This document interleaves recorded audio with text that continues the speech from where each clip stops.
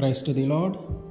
ఈరోజు దేవుడు మనకిచ్చినటువంటి వాగ్దానం ఏంటంటే యెహోషువ గ్రంథము 3వ అధ్యాయము 5వ వచనం.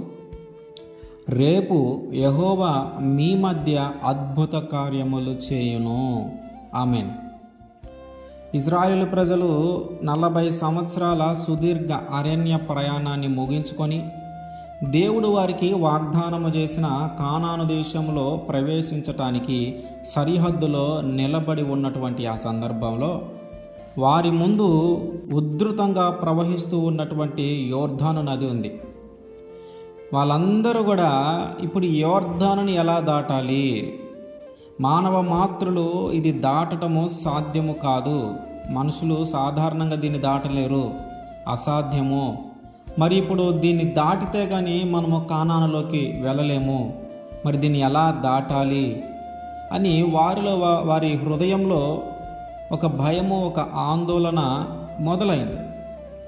ఎప్పుడైతే వారు యోర్దాను గురించి, వారు వెళ్ళవలసిన మార్గానికి అడ్డుగా ఉన్న దానిని గురించి ఆలోచించారో, వెంటనే యెహోషువ గారు మాట్లాడిన మాట ఏంటంటే, రేపు దేవుడు మీ ఎడల ఒక అద్భుతమైన కార్యాన్ని చేయబోతున్నాడు.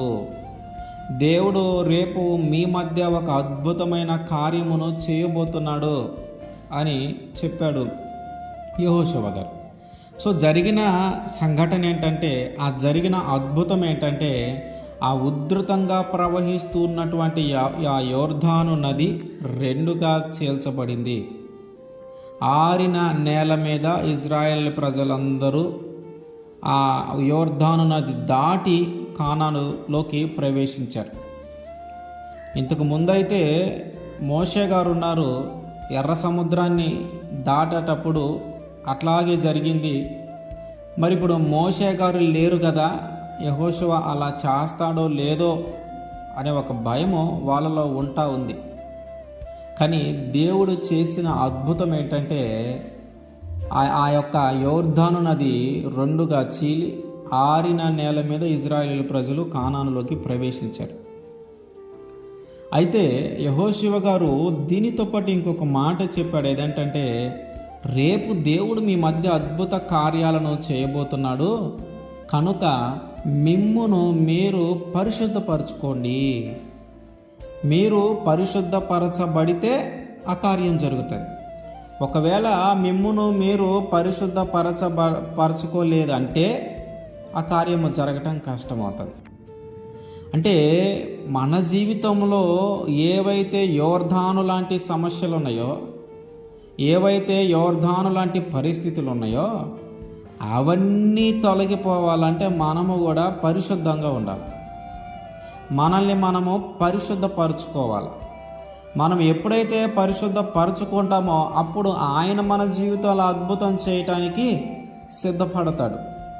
మన జీవితంలో యోర్దానులాగా అడ్డుగా ఉన్న ఏవైతే ఉన్నాయో అవన్నీ తొలగిపోవాలంటే ముందు మనం పరిశుద్ధపరచబడాలి. మనం ఎప్పుడైతే పరిశుద్ధపరచబడతామో ఆ తర్వాత రోజే ఇవన్నీ జరుగుతూ ఉంటాయి. ఆ తర్వాతనే దేవుడు మన కాడ అద్భుతాలు చేస్తాడు. ఆ తర్వాతనే దేవుడు మన దగ్గర ఆశ్చర్యమైన కార్యాలు చేస్తాడు. రేపు దేవుడు అద్భుతం చేస్తాడు అని అనుకొని మనము పరిశుద్ధంగా లేకుండా ఉంటే, మనం ఎప్పటిలాగే పాపంలో ఉంటే, ఎప్పటిలాగే మన ఆలోచనలో మనం ఉంటే ఆ కార్యాలు జరగవు. రేపు మా మధ్యన, మా కుటుంబంలో, మా జీవితంలో దేవుడు రేపు ఒక అద్భుతం చేస్తాడు అని మనం నమ్మినప్పుడు దానికి తగ్గ విధంగా మన ప్రవర్తన, దానికి తగ్గ విధంగా మన ఆలోచన, దానికి తగిన విధంగా మనల్ని మనము పరిశుద్ధపరచుకోవాలి. పరిశుద్ధపరచుకుంటేనే కానీ ఆ కార్యాలు జరగట్లా. కనుక వాళ్ళందరూ ఏం చేశారంటే, యెహోషువ గారు చెప్పినప్పుడు వారిని అందరూ కూడా పరిశుద్ధంగా జీవించారు. దేవుడు అద్భుతం చేశాడు. ఆ అడ్డుగా ఉన్న యోర్దాను ఏదైతే అది ఉందో అది రెండుగా చీల్చబడింది. ఇప్పుడు మన జీవితంలో ఏమున్నాయి? యోర్దాను లాంటి సమస్యలు, యోర్దాను లాంటి పరిస్థితులు, యోర్దాను లాంటి స్థితిగతులు ఏమున్నాయి? ఈరోజు మన ముందున్న యోర్దాను లాంటి సమస్యలు ఏమున్నాయి?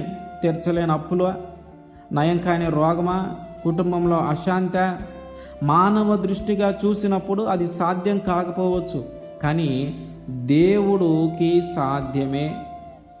యోర్దాను నదిని ఎట్లాగైతే రెండుగా చీల్చాడో, మన ముందున్న సమస్యలను, మనకి కనిపించే ఈ సమస్యను కూడా దేవుడు రెండుగా చీల్చబోతున్నాడు. దారి లేని చోట ఆయన దారి ఏర్పాటు చేశాడు. అసలు ఎలా వెళ్ళాలి? ఇంతమంది జనము, ఇన్ని లక్షల మంది ప్రజలు ఈ ఉధృతంగా ప్రవహిస్తున్నటువంటి, ఉప్పొంగుతున్నటువంటి యోర్దాను నది దాటి ఎలా వెళ్ళాలి?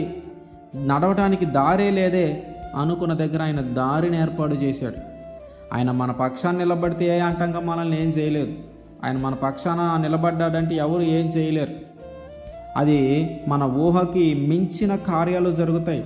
వాళ్ళు అనుకోని ఉండరు యోర్దాను నది రెండుగా పాయలు అవుతుందేమో, ఆరిన నేల మీద వెళ్తామేమో అనుకుని ఉండరు, కానీ జరిగింది. అట్లాగే మన జీవితంలో కూడా దేవుడు మన పక్షాన ఉండాలి. దేవుడు మన పక్షాన అంటే మనం కూడా పరిశుద్ధంగా ఉండాలి. ఆయన మన జీవితం అద్భుతం చేయాలంటే దానికి తగ్గట్టుగా కూడా మన ప్రవర్తన ఉండాలి. ఆయన మీద విశ్వాసం, ఆయన మీద నమ్మకం కలిగి మనల్ని మనము పవిత్రపరుచుకుంటూ పరిశుద్ధంగా జీవించగలగాలి. అప్పుడు ఆయన మన జీవితంలో కార్యాలు చేస్తాడు.